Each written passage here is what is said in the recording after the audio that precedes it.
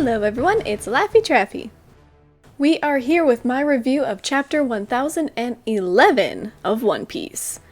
The Code of Sweet Beans. Sweet beans are used in Oshiruku, which ties back to Big Mom and Tama, which we will see play a pretty significant part in this chapter, so stay tuned and we'll discuss it all. If you haven't yet and you would like to check out my reaction first, feel free to click over there and watch that, see what my first impressions of the chapter were. But otherwise, let's get into my review. Like and subscribe if you enjoy this video. We start the chapter off as Kid and Killer are looking at Big Mom over the cliff of Onigashima when lightning and clouds start going crazy like we had seen in the last chapter. So we soon find out that Big Mom has made another homie, and her name is Hera. From Greek mythology means that she was the wife and sister, Sweet Home Alabama, of Zeus. So it's basically just a female version of Zeus in this case, when she might actually be made out of lightning, whereas Zeus was made out of clouds, but we don't know for sure. So whatever the case is, Hera is super powerful because she blows a giant hole in the side of the Onigashima skull, pushing Kid and Killer out there, causing Kid to lose concentration on the weird box that Zeus had been confined in up until now.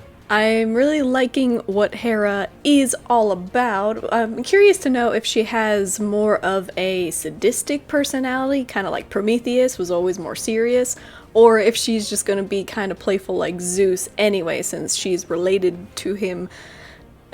But regardless, all we see are her fancy lips, while we don't get to see what her full form looks like. So I'll be very interested to know what she looks like. But until then, we cut back up to the rooftop, just for a little bit, just enough. It was perfect. We see Law is taking Zoro down to the rooftop along with Zeus to make sure that he doesn't reunite with Big Mom. And that leaves Luffy and Kaido in their 1v1. It's still insane to think that Luffy has grown so much, and maybe, you can say plot or shonen, whatever it is. I personally don't care because this is awesome. Oda will not be able to draw enough panels of Luffy and Kaido clashing like Whitebeard and Roger with the no touching and the lightning.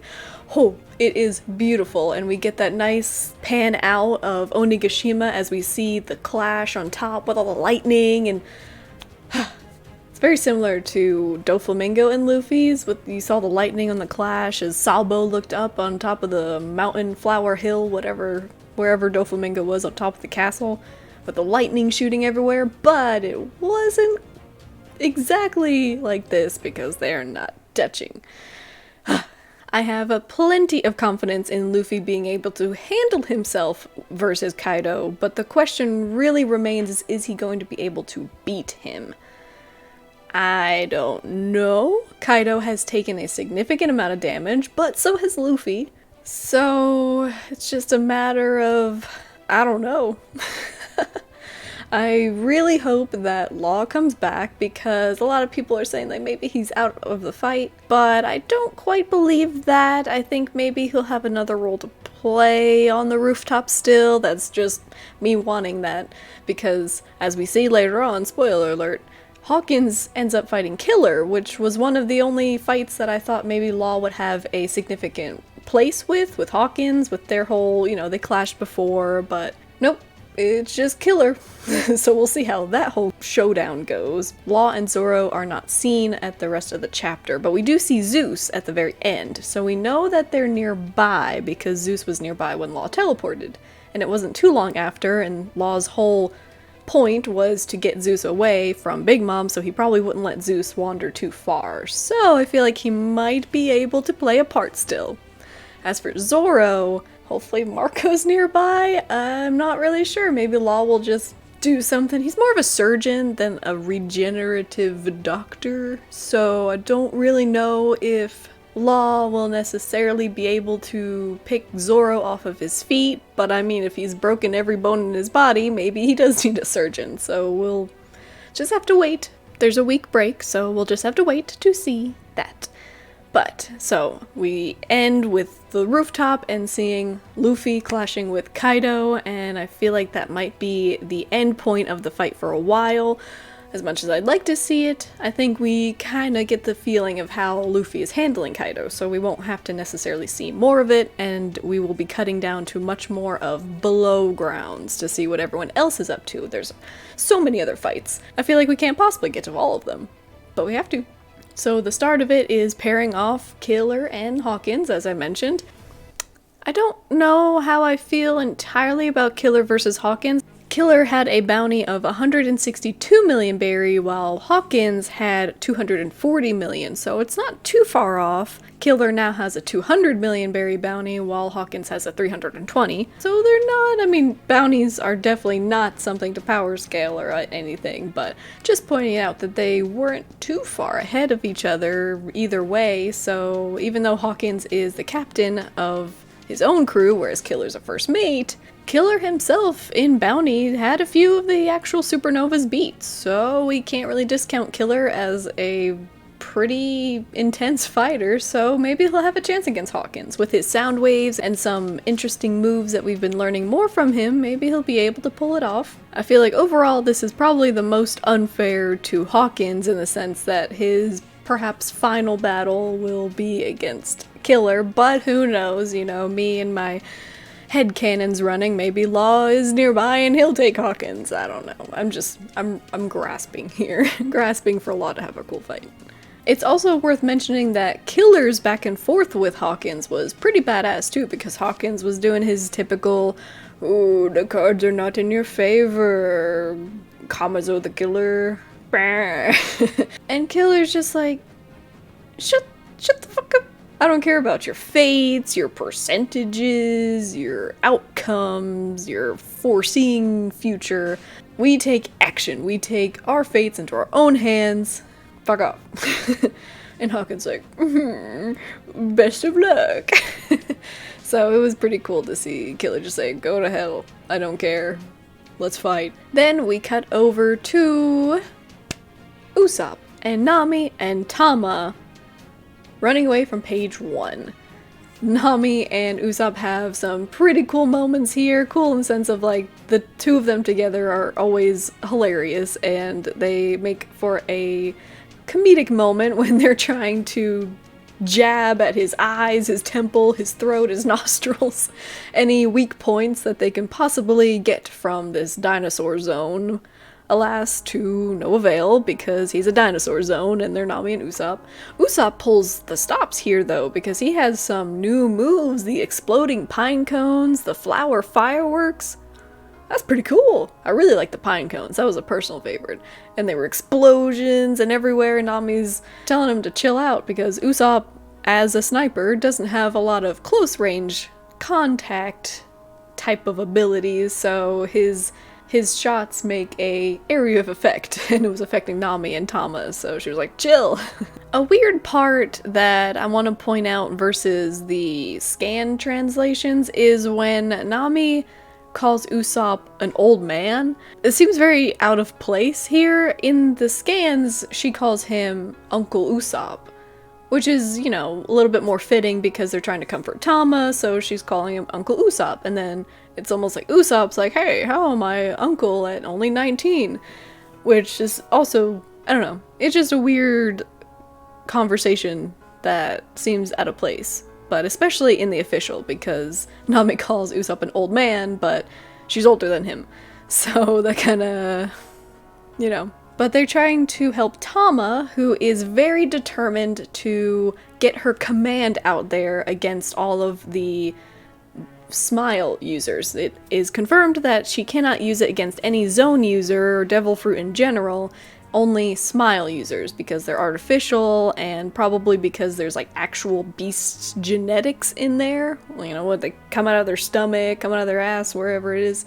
So I guess it's more susceptible to the animal instincts of that animal, so she can control them, which is cool. I mean, even if she can't control every single beast pirate, I feel like the Smiles make up a decent portion of them, so that's still very advantageous to the Alliance's victory, their chances of succeeding. So as Tama's worrying and Usopp and Nami are trying to comfort her by throwing out their shots and stuff, Big Mom shows up and has a very interesting interaction with Tama. It seems her loss of memory earlier in the arc isn't entirely meaningless. I didn't have too much of an issue with it, but at least now we can see how it's paying off, because she recognizes Tama from when she lost her memories and remembers how sweet Tama was, along with Osuru in Okabore Town. And you can see Nami and Usopp almost hiding behind the tail against, trying to get out of sight of Big Mom behind the tail of Komochiyu. So they're just like, I don't want any part of this. Tama, what the hell's going on? You keep doing your thing, it seems to be working, we'll see how this goes. And Big Mom takes a liking to Tama, as she did before, which is no surprise, and they call it her mothering mode, which there's been a lot of talk about, but overall I think it honestly makes sense, because we see in Whole Cake Island how the children that she's fond of and has a connection with, she is much more sweet to them and kind of gives them whatever they want, whereas she was not as caring to her older children. But then you can also say that there's a lot of history of bullying children in her house. Particularly with Pudding is the biggest example. Pudding was shown to be very young, and she was harassed pretty severely by Big Mom because of her third eye. She was called creepy and weird and disgusting by Big Mom, and Big Mom demanded that Pudding grow out her bangs so she didn't have to look at her third eye, even though Big Mom was planning on using her third eye to become king of the pirates, so you'd think she would give a little bit more respect to this feature, but no, and there was a distinct lack of mothering mode there, but she has mothering mode sometimes, I guess we could say. And Tama was certainly nothing but kind to her, as they helped her without asking anything in return, along with Osuru. So when Big Mom finds out that the Beast Pirates are responsible for destroying that town, she's not too happy. And if you watched my reaction, as soon as she was like, wait, what? The Beast Pirates, you see page 1 come out of the smoke and start chasing after Komochiyu again, and then you're just like, cut your losses, buddy, get out of there. And sure enough, Big Mom smacks him into the ground as hard as she can, using Advanced Conquerors Hockey even. Now that it's on the table, we're gonna see it a lot more, I bet. And she just slams him into the flooring to the utter disbelief of Ulti, who was shown at the very end seeing her precious Pei smashed into the ground. So I bet we'll have something from her for the next chapter, but other than that, Big Mom had a change of heart. Now, I don't want to go down the road of she has completely changed her mind, she's on the Straw Hat side now, she's gonna fight against all the Beast Pirates. I don't think that. I think I'm really interested in how she would react to Chopper, because I think Chopper was the only one there who was a Straw Hat, but also help her. So it depends on which wins out. The kindness shown towards her while she didn't have her memory, or the fact that Chopper invaded her town, clashed with her on the Sunny, and overall is working against her. Chopper isn't a child, but he's cute, little tanuki thing, so she might go mothering mode on that, but I don't think so. And she was clearly angry at Nami and Usopp, so it's definitely interesting. I cannot say that I know what Big Mom is going to do. And by now, no one should be able to guess what Big Mom is going to do, because she's such a wild card, and that's honestly why I like her character. A lot of people think that she's foolish or whatever, but I just think it adds so much uncertainty to the arc, because is she a good guy? Is she a bad guy? She's just fighting for herself, honestly. She just wants the poneglyphs. Kaido knows. They're not working together permanently. They're just fighting against Straw Hat. But if the table turns, who knows who Big Mom will fight for. And like I mentioned before, we see that Kid is nearby as well as Zeus, so we can possibly assume that Kid, Zoro, Law, and Zeus are all in the nearby environment while Big Mom is making a very large ruckus, so people might tend to clump together. Kid is seeking her out, so Kid's definitely going to go over there, which will throw a wrench into what Big Mom could be. Maybe this is just a way that Big Mom doesn't attack Nami and Usopp, because Tama doesn't really know Kid. She wouldn't have any reason to tell Big Mom not to attack Kid, and not like Kid would care. Kid's gonna go in for the kill no matter what. It's Kid. And then we see Zeus as well, so I don't know if Law's going to be stepping in any way, or if he has his hands full with Zoro. So there are a lot of people in the nearby area, is the point, so I'm excited to know how all of these paths will cross. We also still don't know where Sanji is. Sanji ran off somewhere. The scabbards are running around. There's still a lot of people who are kind of up in the air. Orochi's probably alive somewhere. Who knows? But all in all, I am very excited for the next chapter. Unfortunately, we'll have to wait a week because, you know, Golden Week and festivals. But I'm excited. It was a great chapter. I really don't mind the whole Big Mom personality switch. I don't think it's going to be such a tide-changing event that she's suddenly going to be like a straw hat fighting for them. I think it's just in this moment she took her anger out at the Beast Pirates who are nearby, but overall she's still, her main target is Luffy and the Straw Hats, so I think Kid will be able to swoop in and, you know, keep her busy for an extended amount of time. What she does after that, who knows? Because it's Big Mom. She's a wild card and she's great. And we still haven't seen, even in the very last panel, we don't see Hera. So I really want to see her next chapter. And Zeus is nearby, so we might get an interaction with Zeus and Hera, which will be very interesting. And since Zeus is nearby Nami, need I say more? Nami might be able to be like, oh, Zeus, yes, come into the climate act. We have lots of thunderclouds for you to eat. I love you so much, Zeus. Meanwhile, Hera and Big Mom are probably taunting Zeus and probably making him pretty comfortable with his decision to go with Nami instead once he feels he'll probably be pretty betrayed by Big Mom by making another version of him who is his wife and sister. So that is definitely another interaction that I'm excited to see. I really do enjoy how not only has Big Mom gone into mothering mode with Tama and has been a little bit more softer with her, I also like that she brings up the code of honor as pirates, where you wouldn't think so, but even Big Mom has standards, you know? So she takes it out like, you can't just destroy this town of innocent people, because Big Mom has definitely never done that. But it shows that Big Mom has a little bit more of a moral compass than Kaido does. Kaido literally just wants to see the destruction of the world along with himself. Big Mom, however, while she's very clouded in her judgment with a very twisted path, she's very childlike at heart and genuinely wants the world to be a better place, a place without judgment or evil.